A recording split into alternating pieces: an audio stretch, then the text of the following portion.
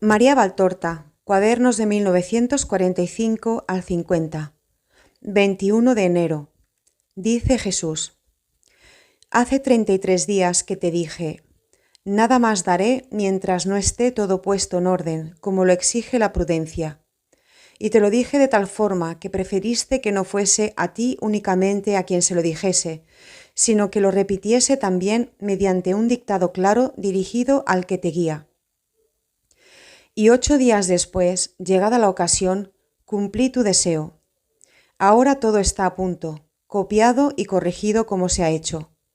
Vuelvo a repetir que, en materia tan grave y con un instrumento tan acabado, es obligado no dejar que se acumule el trabajo, sino irlo copiando y corrigiendo al paso, a fin de que no queden partes incompletas en caso de muerte u otra circunstancia. Jamás abuséis de una confianza que, en tal caso, ya no sería prudencia. Obrad como si cada hora fuese la última, y portaos de igual manera en todo. Y esto debéis tenerlo también presente en el tomar las medidas oportunas para acompañar al instrumento hasta que todo se haya cumplido. Las penosas experiencias del año 1944 marcaron a fuego a la portavoz que dice: yo no puedo fiarme de otros, y si hubiese de quedarme sola, no podría consignar ni una sola palabra. Mas estas penosas experiencias no fueron exclusivamente suyas, pues también tú, Romualdo, las has tenido.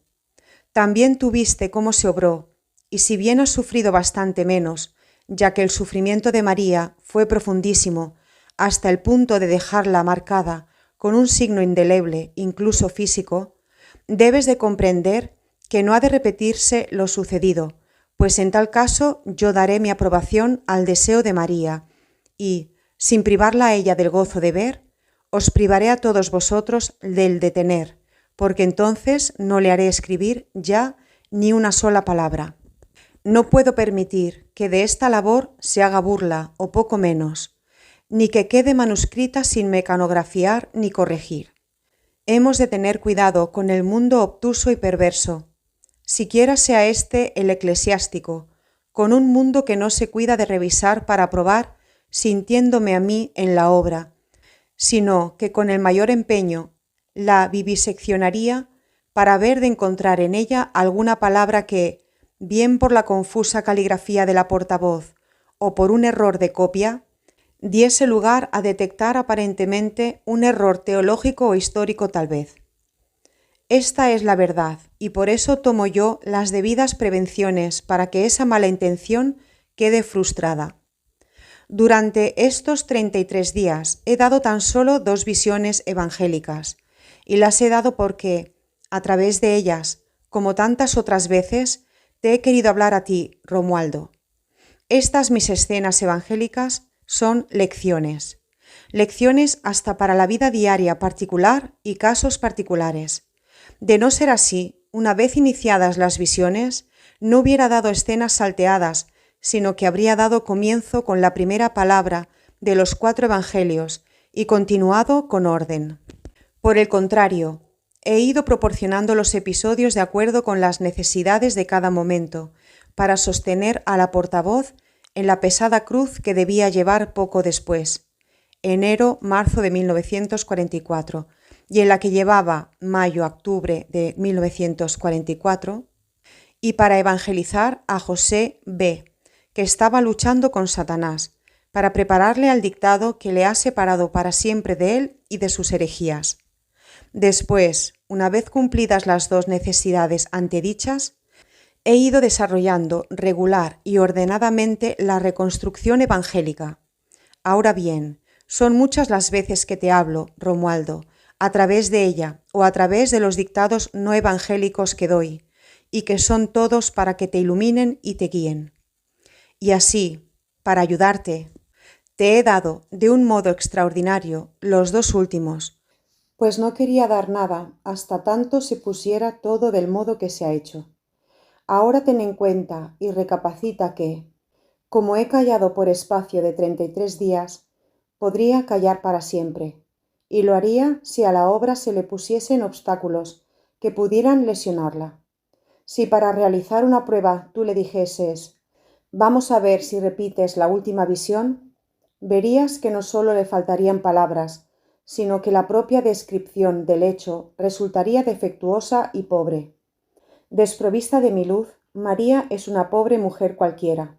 En ella queda tan solo el regusto espiritual de la lección recibida, circunstancia que agranda en ella la voluntad de obrar santamente en todo conforme al amaestramiento recibido. Visión pasada, visión que ya no puede repetir con su mente. Si yo, por prudencia, al carecer vosotros de posibilidad de dar a la imprenta lo que ella escribe, cesase de querer de ella las descripciones de lo que ve y siente, a buen seguro que no tendríais ni una sola palabra. La hija estaría y seguiría estando siempre en mis brazos, pero todos los demás carecerían definitivamente de lecciones. Reflexiona y haz que todos recapaciten sobre esto. Y ahora una lección exclusivamente toda para ti, siervo, para mí muy querido. No es reproche ni lo tomes por tal. Es caricia de quien te ama y no quiere que, ingenuamente, des pasos en falsos o inútiles.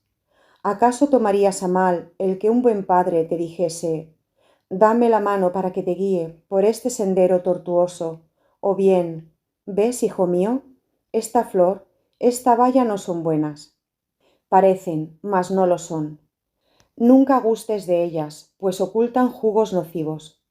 Tampoco tú, niño inmortal, debes tomar a mal el que te amaestre en una cosa.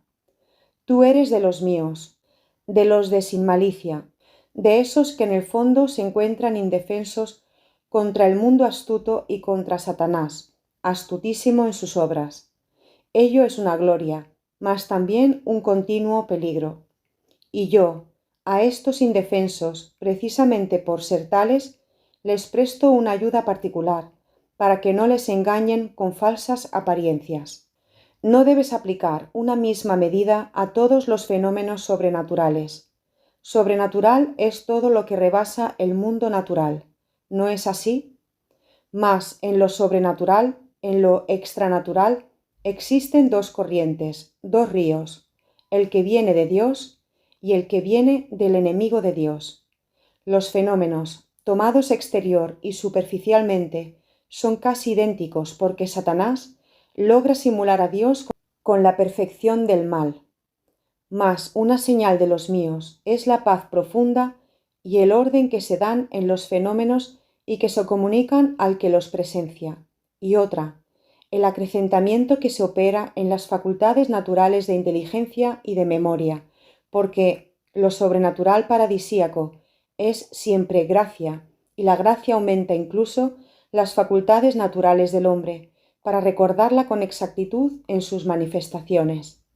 Por el contrario, de los fenómenos que no son míos, fluye siempre un no sé qué, un algo que turba o que disminuye la habitual seriedad sobrenatural, despertando curiosidad y ese sentido de festivo y vacuo interés cuando vais a algún espectáculo de teatro, de malabaristas u otros por el estilo.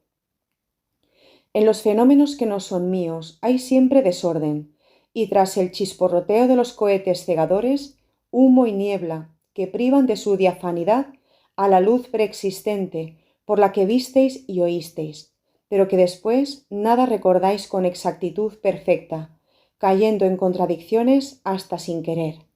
Satanás, con su mano ungulada, embrolla más y más para poder burlarse y desmadejar. En fin, se da una señal inconfundible en el propio sujeto, y es que a mi acción en un ser se corresponde siempre la acción de ese ser. Me explicaré. Cuando yo amaestro, todo se transforma en el amaestrado. Se despierta en él un acuciante deseo de llevar a la práctica cuanto le digo, y no por fases lentas de elevación, como ocurre en los habituales deseos de santificarse, sino que, con rápidos pero duraderos cambios, el alma se eleva y muda de lo que era a lo que yo quiero que sea. Son estas las almas pletóricas de una buena voluntad, que muele y destruye en ellas todo lo que antes era el yo y las recompone dándoles una nueva forma conforme a mi modelo. son las incansables artífices de su yo inmortal. Ved cómo se cambian al bien, mas nunca se conforman con el grado de bien alcanzado, y trabajan para llegar a la más alta perfección, no por propio orgullo, sino por mi amor. Las almas que, por el contrario, son falsas contemplativas, se encuentran a falta de esta incansable metamorfosis. Ellas, aliadas en este caso de Satanás, se alimentan y gozan de lo que tienen, y a las veces tuvieron en un principio realmente un don mío, mas se acomodan en el orgullo de ser algo, yendo este algo, creciendo como animal sobrealimentado día a día, y en efecto se supernutren con el orgullo que Satanás vierte silenciosa y abundantemente en torno de ellas, llegando este algo a engordar de un modo monstruoso. Sí, monstruoso, porque pierde el aspecto primitivo, el mío, y toma el satánico. Se rodean de una aureola de falsas luces, explotan esa celebridad más o menos relativa para coronarse, y contemplándose dice: ya estoy en mi puesto, ya llegué a él, y de tal modo se ciegan que no aciertan a ver lo que son, y hasta tal punto se ensordecen que ya no saben apreciar la diferencia existente entre las voces que resuenan en ellas. Cuán diferente es la mía de la de Satanás, y con todo no la distinguen. Y al tiempo que yo me retiro, Satanás las obsequia con lo que ellas quieren, vanidades, y con ellas se adornan. ¿Qué es lo que puede hacer Dios con estos voluntariosos del mal, que prefieren el vestido iridiscente, la luminaria y los aplausos a la cruz, a la desnudez, a las espinas, al ocultamiento, a la labor asidua sobre sí mismos y al promover en su entorno el bien para sí y para los demás? ¿Qué ha de hacer Dios con estos histriones de la santidad, todo patrañas y mentiras? Dios se retira abandonándolos al padre de la mentira y de las tinieblas, y ellos se regodean con los dones que Satanás les otorga en premio de su comportamiento. Se profesan santos porque ven que logran cosas extranaturales sin saber que las mismas son frutos de su orgullo, alimentado por Satanás. Y no mejoran, ¿sabes? No mejoran porque, si bien aparentemente no retroceden, es patente, aun para los más superficiales observadores, que no mejoran. Romualdo, ojo con las facetas multicolores que, al final, se resuelven en niebla. Yo siempre dejo luz, cosas concretas, ordenadas y claras. Ojo con los falsos santos, que son más perniciosos para mi triunfo que todos los pecadores manifiestos. Lo sobrenatural, que es santo, yo lo suscito y debe ser aceptado y creído. Mas no ha de aceptarse a primera vista cualquier frasco que lleve la etiqueta de óleo de sabiduría sobrenatural, o también cualquier libro cerrado sobre el que aparezca escrito: aquí está Dios. En primer lugar, que no despidan hedores de infierno, y en segundo lugar, fórmulas heréticas tampoco. Observad, prescindiendo del lenguaje figurado, si de entrada es humilde y santa con exceso su actividad. Si veis que su evolución hacia el bien es lenta o ésta no se da en absoluto, abrid los ojos. Si en esta alma descubrís complacencia en ser notada, abridlos 2 veces, y 3, 10 y 70 veces si la veis que es soberbia y la sorprendéis en mentira. La paz sea contigo, Romualdo y María. La paz sea contigo, María. Noche del 28 al 29 de enero. Me lamento de lo excesivo de mi sufrimiento y digo: es por demás tremendo. A lo que San Azarías me dice: ¿por qué calificas de tremendo lo que viene de Dios? ¿Por qué dices que es insoportable? ¿Cómo puedes llamar atroz a lo que es coparticipación con la redención de Cristo? Atroz es el infierno, insoportable lo que viene de Satanás. Tremendo puede únicamente ser lo que procede del odio. Dios nada impone por encima de lo que la criatura puede soportar. Tan solo cargó la mano sobre su Hijo. Aquellos sí que fueron sufrimientos sin medida, y con todo Cristo, que conocía la justicia de los mismos, los soportó sin calificarlos de tremendos, atroces o insoportables, porque expresarse así hubiera sido acusar al Padre de herirle sin caridad. Las almas víctimas deben identificarse en todo con la víctima. Llora, pero no digas que es excesivo lo que sufres, ya que es proporcionado a lo que puedes soportar.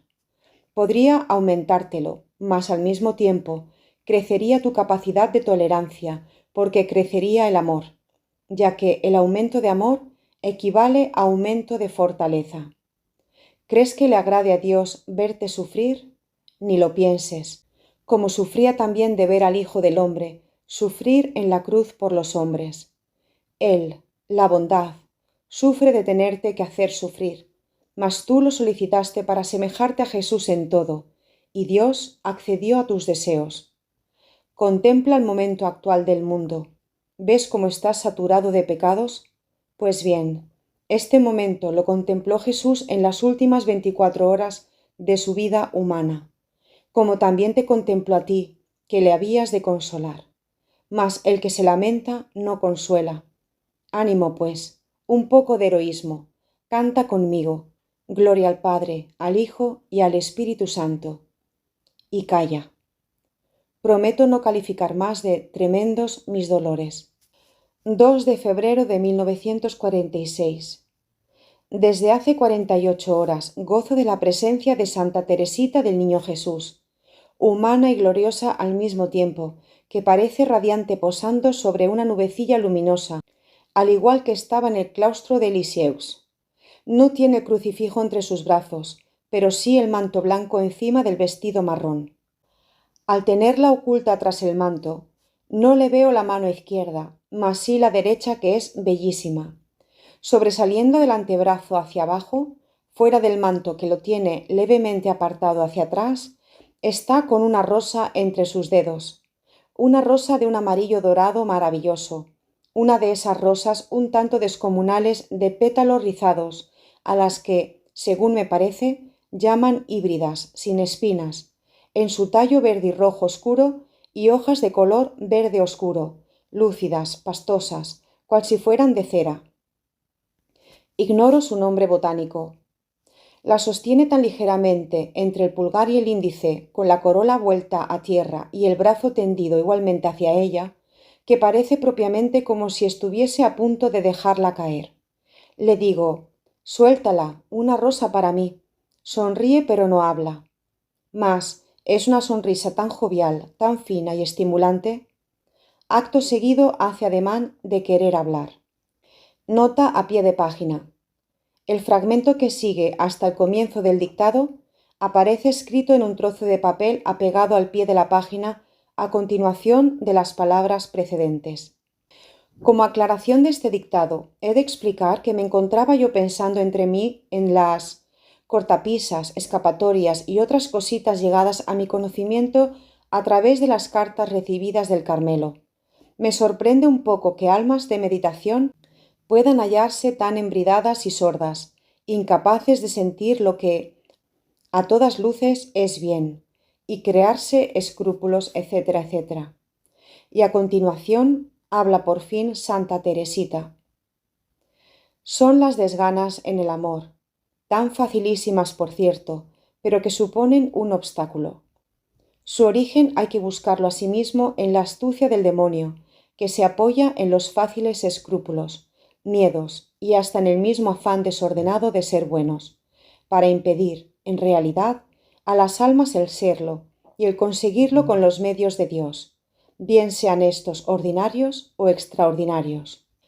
Es afán desordenado el querer obrar con prisas, con medios elegidos por nosotros y con miedo de no acertar. Déjese eso a los pobres mundanos, que no saben de la infinita bondad, paciencia y longanimidad de Dios, ni del tiempo que Dios da a quien confía en Él para hacerlo todo y bien. ¿A qué temer si contamos con un Padre?